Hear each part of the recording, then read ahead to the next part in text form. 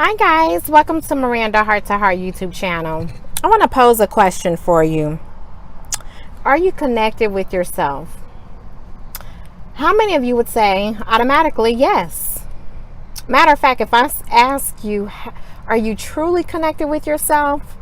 How many of you would go on and say, of course I am. I live with myself 100% of the time. So yes, I'm connected with myself. So I want to challenge your thought process.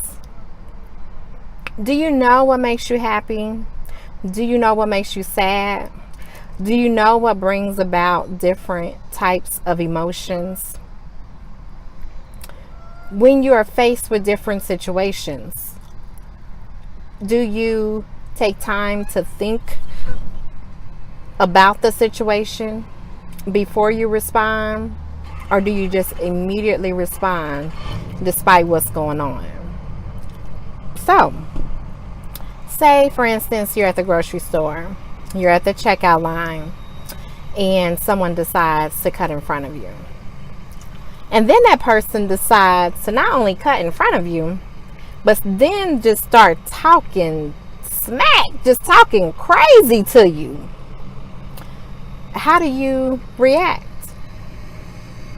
Do you allow their negative energy to transfer into your energy field and then respond the same way that they are acting towards you? Do you take time to think about, hey, this person might be having a bad day, so instead of me stooping down to where they are, let me try to get them to where I am? Especially if you're a positive person, you've had a good day, nothing was going wrong until that particular situation took place. How do you respond? Or do you take the time to, you may not even care about whether they're having a good day, a bad day, or if that's just part of their personality and that's how they act towards people, but you still take time to think about how you're going to respond before you react. So the one thing I want to say is, if you're truly connected with yourself, you spend less time reacting impulsively and you spend more time thinking about what you're going to do or how you're going to respond to someone else's actions. So how connected with you are you to yourself? And so this past week, I've had an opportunity to get quite a bit of rest. I work night shift, and a lot of times when I work 1 or 2 nights consecutively, it takes me about 2 or 3 days to really get caught up on sleep and feel rested.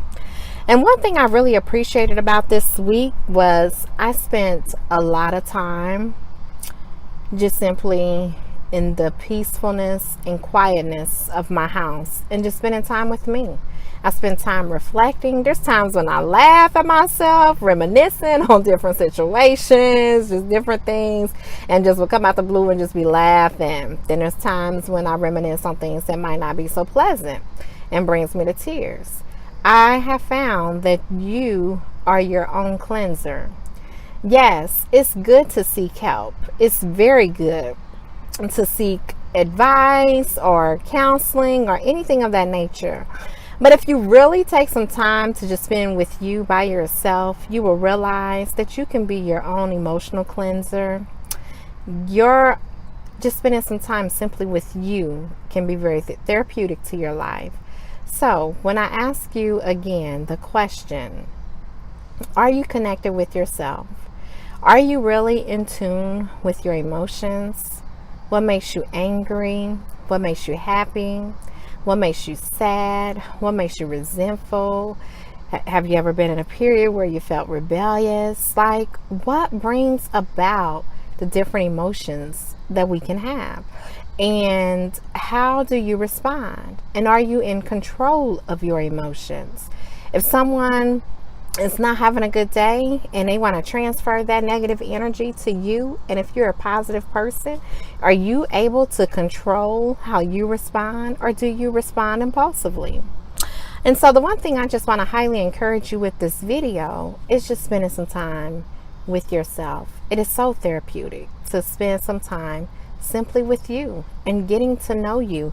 One of the things that I've realized is we can come to our greatest recognition of self when we are going through some of life's greatest challenges. And when I say that, when you experience the loss of a loved one, like last year, I lost my cousin. This cousin was like a cousin slash father figure slash friend. I mean, he kept it real with me. I mean, he didn't sugarcoat anything. We had fun together. He gave me advice. Sometimes he could point out things about me and my life and how I look at things or handle things that would just be so clear. Just from how he would, not only what he would say, but how he would say it. And so when he passed, I took it so hard. And even when I think about it, sometimes I take it hard like it happened yesterday, even though it's been a year ago. And one thing I realized, though, is when he passed, something that just came to mind is that when you are experiencing something very challenging, a situation is very challenging, that's when you have the greatest recognition of self and intimate relationship with self and connection with self. And don't get me wrong, that's a good thing because you're acknowledging where you are, how you feel, and you oftentimes you are more guarded and conscious of making sure that you don't allow extra stuff in the process so that you can protect what is already cluttering your mind and causing emotional distress upon you. And so when you're experiencing the loss of a loved one, or if you're going through a divorce or nasty breakup, that's when you are more inclined to be connected with yourself.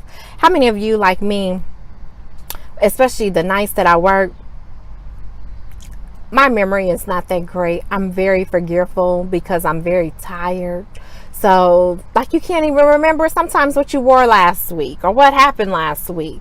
But when you're going through a very emotional phase, life-changing or traumatic experiences, you tend to remember that like it happened yesterday. It could be 10 years ago, 15 years ago, and you will remember it like it happened yesterday. But yet you may not remember what happened yesterday.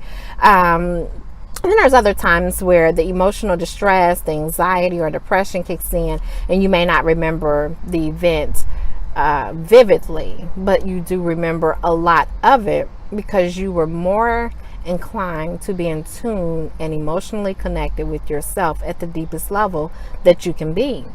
And so with this video, I just highly encourage you to spend time with yourself. Spend some time with you. Getting away from all the distractions, social media is great for entertainment. A lot of us like to be entertained, and there's nothing wrong with that. Nothing wrong with that. However, it's very important to be connected with yourself. Know who you are. Know what you stand for. I was talking to a guy friend that I've been knowing since middle school. He is a really nice guy. I've been knowing him since middle school, and we were talking yesterday, and he said, you know what, Miranda? He said, one thing, what I like about you? And I said, what is that? And he said, despite, some of the situations that you've came across, the circumstances that you've endured.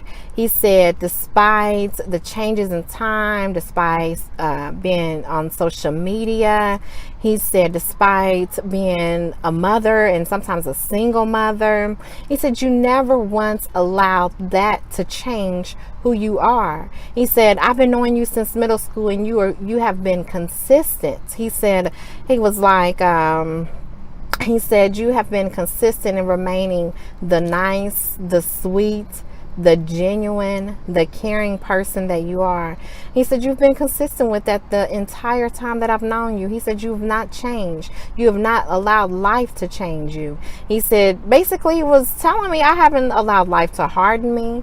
I haven't allowed life to take me off my base. There's times where we get off center, we get thrown for a loop, but he was just saying, basically, I haven't allowed life and the things that can take place, the transitions in life and situations and circumstances, to take over who I am.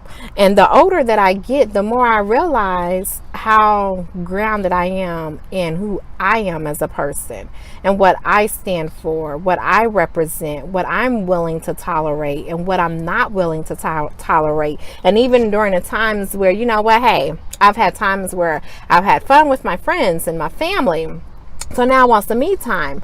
Even during those times where, okay, well, I'm spending some time just with me, and I might get a little bit bored, I'm still okay with being bored. I don't have to have someone in my energy field, especially if it's the wrong energy, to feel a certain type of way, to feel happy. I am happy and comfortable with myself and okay with being in the presence of my own company.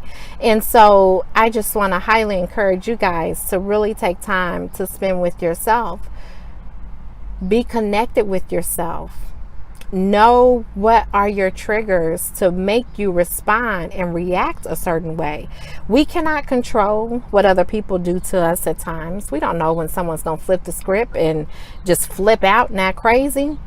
But one thing we can control, and that we are always in control of, is how we respond to someone else's actions. And the first thing that you should do in any situation, especially a situation that can get ugly or take you out of character or change your energy at that very moment, the first thing you should do before you do anything in responding is think about what's taking place. What's taking place? And look at it from a third party standpoint, an outside view. And then think about how you want to respond. When you get to that place in life, that's when you can really say that you're connected with yourself, because you won't allow other people's energy, especially if you're a positive person, you won't allow their negative energy to change your energy. You won't allow their behavior to change how you act.